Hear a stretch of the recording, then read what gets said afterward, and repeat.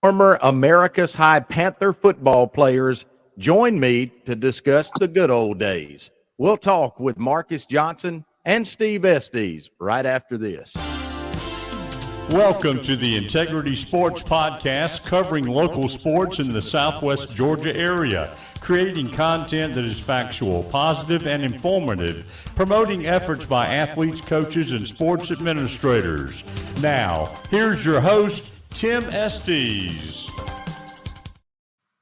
And welcome to the Integrity Sports Podcast, powered by Harper's Tree and Stump Removal. If you have any tree trimming, tree or stump removal needs, Harper's Tree and Stump Removal has you covered. They can haul rock and sand. They can build ponds or repair pond dams. They can do driveway work and even now do horizontal grinding of large wood debris piles. Give Keith a call at 229-314-2048 or at 229-938-2412. Harper's Tree and Stump Removal is proud to be the premier sponsor of the Integrity Sports Podcast. Our guests today are two former Americus High School standouts, Marcus Johnson and Steve Estes. These two guys not only carried the banner for Americus High football for many years, but they've also been incredibly successful in their professional fields. Guys, thanks for joining me today. Good to be here. Thank you for having us. Marcus, I want to start with you. Looking back at your time at Americus High School, what do you remember about that time in your life, and how has it helped you in your professional life? I just remember being very excited, and it was a dream come true to wear that royal blue and white for Americus. It was something that I had really dreamed of ever since I was a little kid, and to actually have that happen, it was a very fulfilling time in my life. And as far as how it has affected me professionally, a lot of basic skills that you think everybody would have, but when you're playing sports, especially football, you learn things such as being on time and discipline and just putting others before yourself in terms of a team concept, things that have definitely helped me out in my professional career, and I'm glad that I was a part of that. Steve, we'll go with you with the same question. What are your memories of playing for the Panthers, and how did that prepare you for your professional future? Well, I agree with Marcus. There's nothing like Friday Night Lights, and we grew up in the South, small town South Georgia. And there's just nothing more special than being on the field on Friday nights and playing for your team, playing for your community, doing what you can. But, I think I will always bleed Panther blue with that. And I agree with Marcus in terms of some of the life skills that have applied.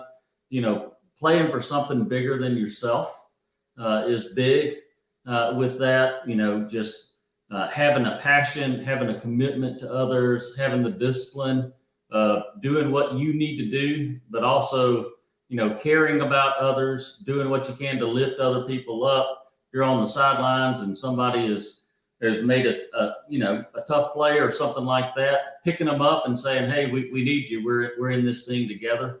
Those are skills that follow way beyond the football field into your everyday life, whether that be with your family or whether it be in work or what have you. But, never forget the days at Americus High. We're having a little technical difficulty. Hopefully we'll get through some of that. But, guys, last week my guest was Rod Murray, the head coach at Southland Academy. And he said something that really spurred me as I was thinking about what I would talk to you about. As both of you know, Coach Doug Parrish is on the staff there with Rod now. And he said, Tim, this is his 66th consecutive football season. And I just thought, wow, that's incredible. And you guys got to play for some legends, Coach Alton Shell, Coach Doug Parrish, and Coach Carl Willis, and guys like that. So I'd kind of be interested to hear from y'all. What did you learn from being around coaches like that, and how did that help you as a professional? Steve, we'll start with you on this one. Well, I think what I would say is even when we were there, we knew we were playing for legends. I mean, Alton Shell, what he had done historically, all the way back to his college days, but what he had done as a high school coach.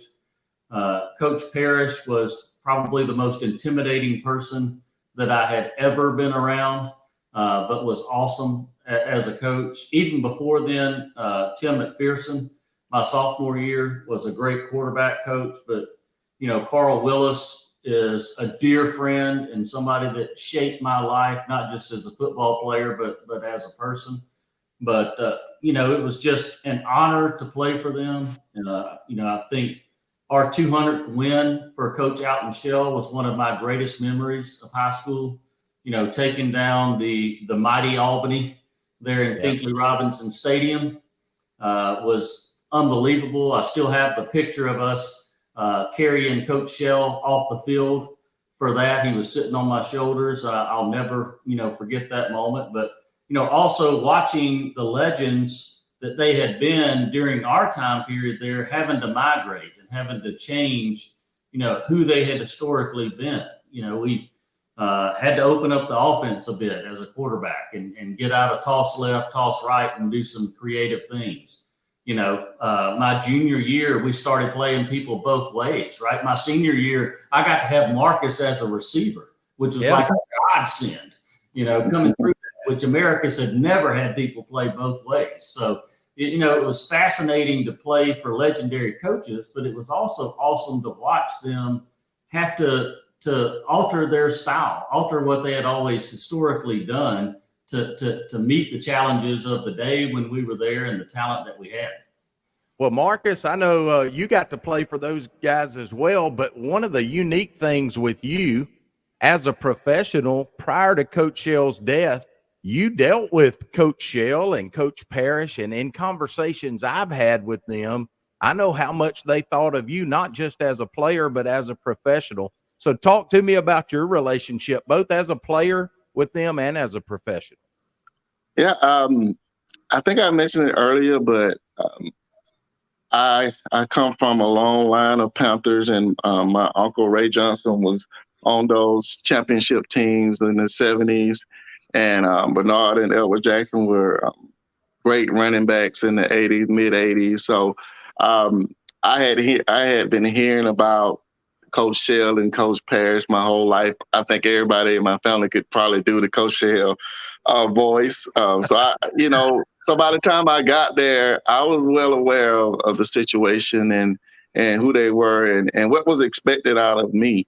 And I just remember being very proud, like Steve mentioned about the 200 victory. Nobody expected us to do that. We had just got beat pretty bad the week before in Albany against Doherty, and Albany was a better team than Doherty. So, I remember the local sports writer, I think his name was Chris Evans, if I'm not mistaken. He picked, they picked against us, and that never happened. They usually pick the home team for every game, but we took notice of that, and I remember I have a picture. We had upset. They were the Indians, so we had like upset things, scars on our heads. And one of the things I do remember before the game that we were practicing, and I would always catch punts, but they had never let me return any punts. And I used to always tell Coach Shell, if you let me return punts, I can score a touchdown. And for 3 years, he never let me do it. But that week, he said, you're going to be returning punts against Albany. And the first punt I ever returned in high school was for a touchdown. So, wow.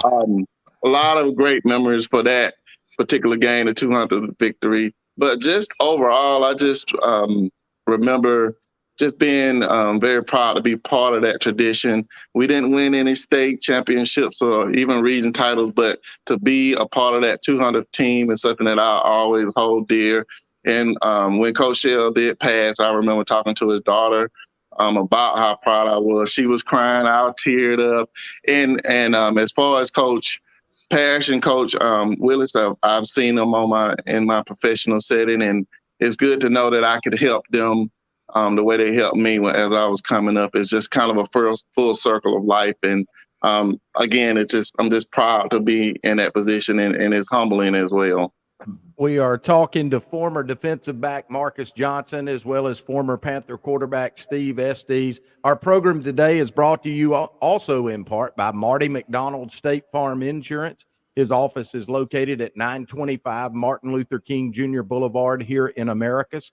Drop by and see Marty or any of his staff, or give them a call at 928-3686.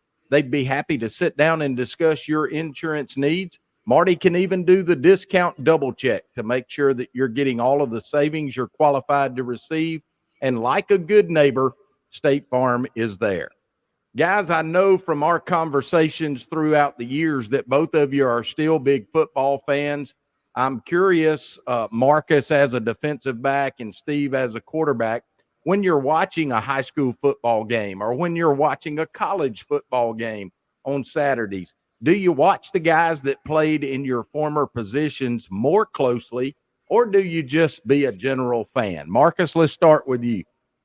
Well, I'll start out by saying I really never played defense until I got to high school.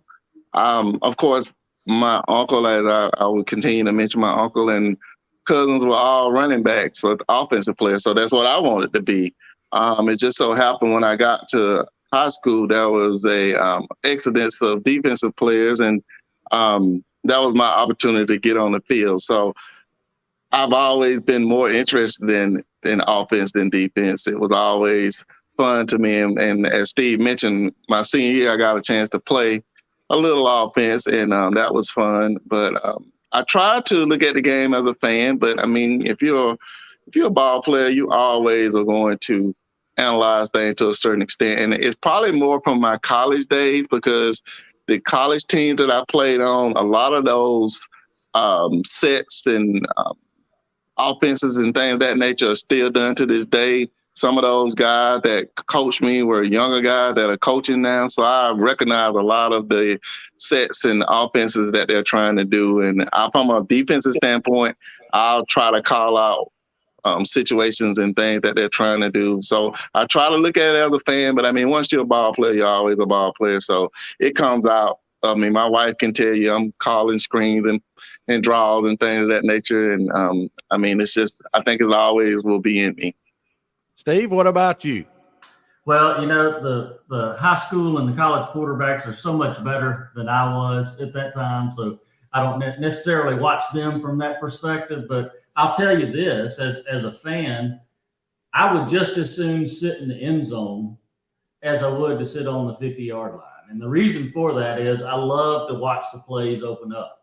I can call, here's a touchdown, because I can see the receiver coming open, et cetera, et cetera. I like to watch the offensive line and how they're working together to pull things, you know, together from that perspective. And I think a lot of that comes back to being, you know, a quarterback in high school, you know, and Marcus as a safety probably sees the game in the same way that I did from the offensive side. As things open up in front of him, as the plays are transforming, et cetera, et cetera. So I love to sit in the end zone. So give me the cheap seat. Let me watch it. Let me see it come open, and I'll call the touchdown 5 seconds before it happens. Guys, Yeah. we got a good following on this show, and I think a lot of the folks that will see this will remember you guys as a player. Some may know what you're doing now, but Marcus, tell us what you do as a professional day in and day out. Well, probably the best thing about my job is that it's something new every day. I have distinct titles, but the titles can't encompass all of the things that I do. I would just say mostly my job is to help people, whether it be patients that come to the hospital, whether it be people in the community that need help from a food standpoint or a transportation standpoint. Whatever it takes to help people, that's what I'm there for, and to help the people that I work with and for. It's just, I will always use the word, it's a humbling experience to be able to help people in your hometown. It was something that I never thought that I would be doing, but it's also a huge responsibility, because everybody knows you when things happen, they call your name, and it's a huge responsibility. So I don't take it lightly. But for people that don't know, my my title is Director of Community Relations and Patient Experience, which encompasses a lot of things, including marketing and things of that nature. But at the end of the day, I'm trying to help people either they're getting better in the hospital or once they get out of the hospital or just in the community. So it is a huge job, and I'm proud to be able to just do my part and help people in my community. Well, and I'll say this as a guy that's worked with you fairly closely on several things, you always do such a good job of making your events a positive thing in this community. And I think people see that, and you've built a trust, not just in Marcus Johnson, but in the Phoebe health system as well. Steve, tell us what you do now. Well, I'll start by saying Marcus Johnson is the best of the class of 1991. I'm just going to start with that. Thank you. He's as good as they come. But, right now I'm the Chief Administrative Officer for Reynolds Consumer Products. So if you know Reynolds aluminum foil, hefty trash bags, that's the company that I work for. But historically, I've come up through the human resources field and paper mills. So back in Americus, if you remember the Buckeye plant, or I think that's now the International plant over in Montezuma, Oglethorpe area, that was the path that I came up through. So I started out in HR and paper mills and things like that, and kind of came up through that, was the chief HR officer for a private equity group that encompassed a number of companies, including Pactiv, Evergreen, Reynolds Consumer Products, Graham Packaging, a couple of other international groups that were there. And we went through a series of IPOs where we took a few of those companies public back in 2020, going into the pandemic. Great timing for that. And I had the opportunity to hop into one of those businesses, being Reynolds as a chief administrative officer. So we moved from the South up to the North Shore of Chicago. So I'm a big Cubs fan now, big sponsors of the Cubs. And we won't hold that against you. Yeah, it's been okay. We played the Braves this weekend and got our butt handed to us. But, other than that, life is good. Well, good. Hey, one of the neat things about this program, Steve, you mentioned Montezuma, and that's a good lead in. Our program each week is also sponsored by WMNZ AM 1050 radio over in Montezuma. They take the audio of this program each week and play it on their radio station. So I want to thank Lance Teal and the staff over at WMNZ AM 1050. Here's the part of the show I really like. Every week I give my guests a chance to talk about their families and their friends and those folks that behind the scenes really support them and lift them up. So tell us a little bit about your families and those folks that are very supportive of you. Steve, we'll start with you on this one. Sure thing. I'll start with my wife, Nicole. What I would say is I'm married over my head, and every day for the last 29 and a half years, I've just tried to hold on for dear life. But amazing woman. She has allowed me to do what I've done professionally by raising the family, taking care of the kids as I'm traveling, et cetera, et cetera. But just a wonderful, wonderful woman, way more than I deserve. My oldest daughter, Natalie, is at law schools, just finished her first year of law school at William and Mary. And so she'll be a fantastic attorney when the time comes. My youngest daughter, Reagan, will be a senior in college this year, majoring in elementary education, and will be a fantastic teacher, and just got engaged, planning to get married in June of next year. So Tim, like you, we're hoping grandkids will be right around the corner for us. It's the best thing in the world. Marcus, tell us about your family. Well, for me, it starts for somebody that's no longer here, and that's my grandmother. Her name was Lilybell Johnson, and she was my biggest cheerleader. She was the person that really molded me who I am today, in terms of just being around someone that taught you the core skills and kept you humble. People tell me all the time, oh, you're so humble, but it came from my grandmother. And I remember just having a great game in high school, maybe an interception and a touchdown, and I would get home all excited and say, grandmother, I just had a great game. And she would be like, okay, great, go take the trash out. It wasn't a big deal to her. And it was like, that's something that I've always remembered. And, it has definitely kept me humble in terms of just remembering how she used to treat me. I mean, she loved me and everything, but she didn't want me defined by sports. And that's something that I've always kept in my mind. And very proud, very thankful for my mom, who has also been there every step of the way. Right now, the number one lady in my life is, her name is Brenda, a former Brenda of Brassfield. She's from Tuscaloosa, Alabama. And yet she is a Roll Tider. She's a graduate of Alabama. And it's been an interesting, just dynamic in terms of learning about Tuscaloosa and things of that nature, especially over the last couple of years. We've had some interesting nights and championship games and looking at games. But, at the end of the day, we know how to, how to handle it. And, of course, I graduated from Valdosta State, so they don't play each other. I have said at times that Valdosta would love to play Alabama, and she would look at me like, yeah, I don't think so. And she's probably right about that. But we have great times, and both of our teams have been very successful over the years. So we've been happy to sharing that success. But she's, as Steve said, I definitely married over my head. She's a beautiful person inside and out, and I'm thankful that for the 10 years we've been married and all of the years we've been together. Actually, this has been 10 years in March that we were married, so we were able to celebrate our 10-year anniversary. As far as I don't have any biological kids, but I do have 2 nieces that I adore. Kennedy is 20. She's about to be a junior at Georgia Southwestern, majoring in computer science.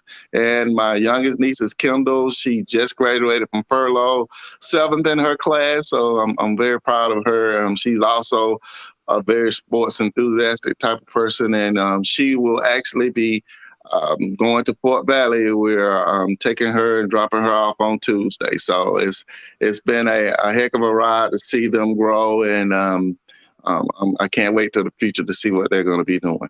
Hey, and Marcus, go ahead, Steve.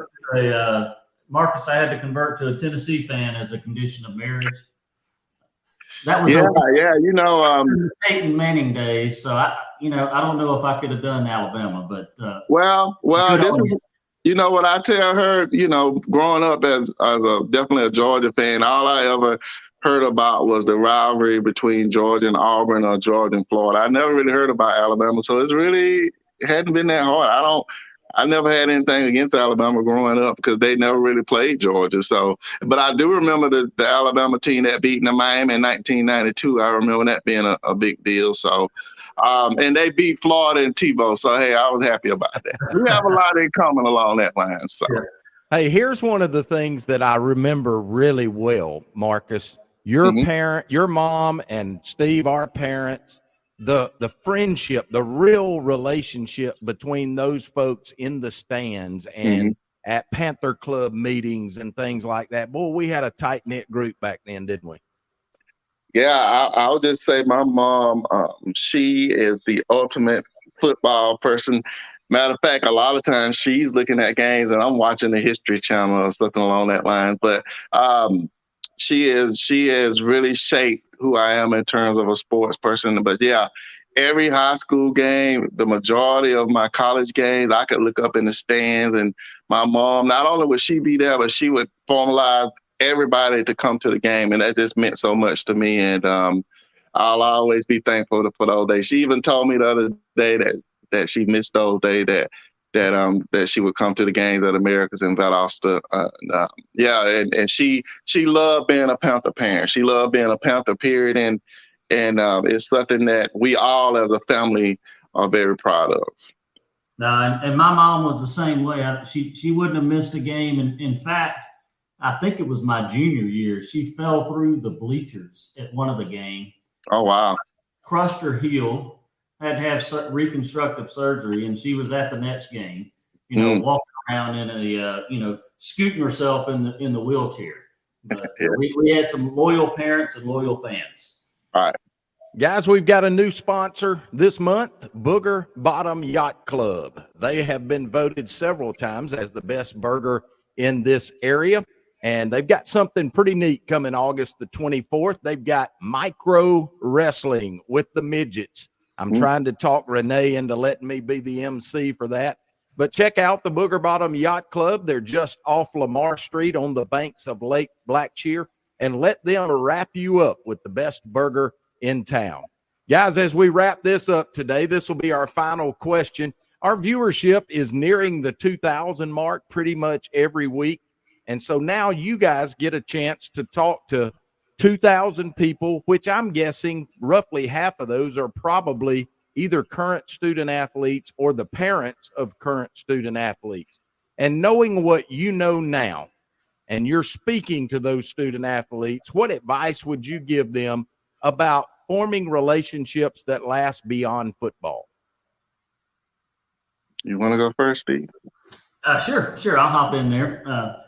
Here's what I would tell you. If I was a high school student, I would say do your best to be Marcus Johnson. I would. Yeah. In all honesty. So if you go back even to when we were in high school, Marcus, right? So if you took your shirt off, you're not going to look like Ernest Lewis, who looked like a Greek god, right? He took just a V that went like this, right? Yeah. You're not going to have the squat of a Tim Butts. But there was not a person that knew football better and had a passion for it than Marcus. He was the smartest football player I ever saw. He could see things before they happened. He was a great teammate. He was loyal. And you've seen that in his life with what has happened with him as a citizen of Americus. That's why I say he's the best of the class of 1991. He's just an awesome guy. And I can't even imagine for a high school student today what they have to deal with TikTok and social media and all of that. If you were an athlete of the class of Marcus today and what you have to deal with from a peer pressure standpoint, what I would say is be true to who you are, be passionate about the game, be committed to something bigger than yourself, and be a good teammate and loyal to your friends. And that's what I would say to the kids of today, because that's what I remember. I remember every Friday night walking down to the field, especially if it was cold, I was gagging on the way to the field. I had to pull remember the turtlenecks, Marcus? Yeah. I had to pull the turtleneck out from my neck because I was so passionate about what we were going to do that anything that was touching my neck, I was starting to gag.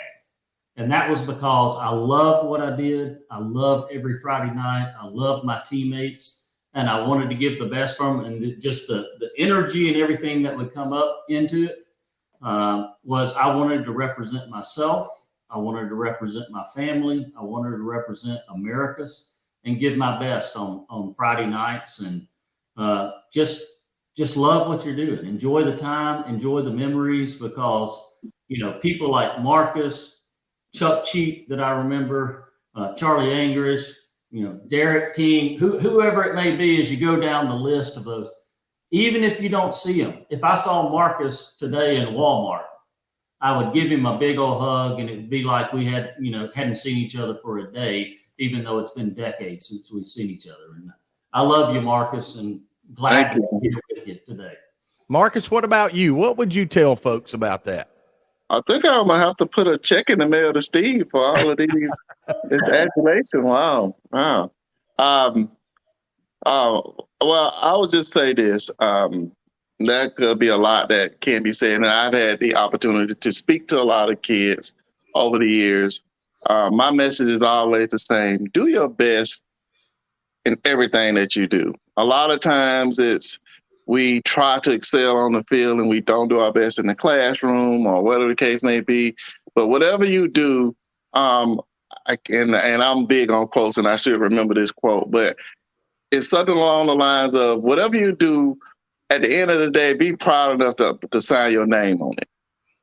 Not just football, but if you're going to do something, it represents, and Steve kind of mentioned this, it's bigger than me. It's my family. It's my grandmother. And when I talk to my nieces today, I tell them what you do is a reflection on our whole family and our family name. It's not just about you.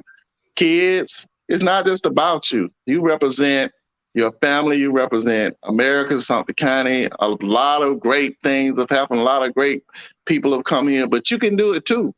And just whatever you do, give your all. And then I would say, for those that are graduating now, I was able to go to an event where Ambassador Andrew Young, a great man who has done great things. It was actually a 40 under 40 event, and I had just turned 40. And he told us, he said, hey guys, congratulations, y'all have done great things in your 40 years. My challenge to you is this: make the next 40 years better. So I kind of adopted that to when I'm talking to high school kids. In America, the Sumter County, Americus Sumter kids, some of the girls have won state championships. A lot of them have done great things, but I challenge them: make the next 18 years of your life even better than the first 18. Never settle, never get comfortable. And to be honest with you, Tim, I don't even really think about when I play football anymore. I think it's about what is the next thing that I can do? What can I do to help my community? And what can I do to make my mark on my life now? I won't pick up a football again, and I'm proud of the stuff that I did, but it's always looking forward and what can you do to be the best, not just football player, but the best citizen in your community. Well, guys, thank you for being a part of this today. I hope you'll come back and do this again sometime. But we appreciate not only what you did as athletes, but the way you carry yourself today with integrity. Thanks for joining me. Thank you for having us.